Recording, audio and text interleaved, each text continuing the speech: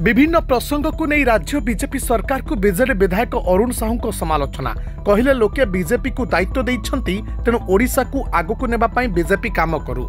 सरकार को 5 वर्ष पूरी जाइथिले मध्य किछि काम हेउथिबा देखिबाकू मिलु नाही। एते कम दिन भितरे भारत वर्षर कोनोसी राज्य रे गोटे सरकार ठार लोके मुह बुलाइबा देखाइबाकू मिली नथिला। तेबे दर्शक बंधु बीजेडी विरुद्ध में बीजेपी कहवा अभ्यास हो गलानी बोली कहउछंती अरुण। ओडिशा पाई काम न करी केवल बीजेडी को आक्षेप करिबा दोष देबा काम रे लिप्त अछि बीजेपी।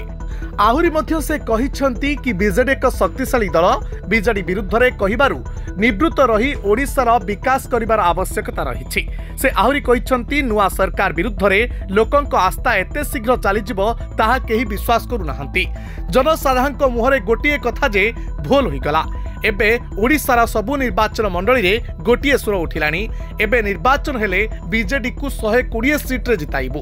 बिजु जनता दल विधानसभा रे लोकंक स्वर साजिबो। आगकू एहा आहुरी शाणित हेबो बोली कहिछंती अरुण। बीजेडी एक शक्तिशाली दल ताकू केही भांगी पारिबे नहीं। सेपटे बीजेडी भांगीबार प्रश्न उठुनाई बोली कहिछंती बीजेडी विधायक कलिकेश सिंह देव। तृणमूल स्तर रे बेस शक्तिशाली अछि दल। 51 जन विधायक सह बीजेडी सशक्त विरोधी दल भूमिका निभाउछि। बीजेपी अपेक्षा बीजेडी को विधानसभा निर्वाचन रे अधिक भोट भी मिली।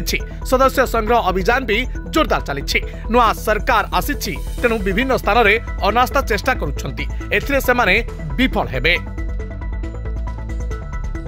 मेरे रिपोर्ट दिनलिपि लाइव।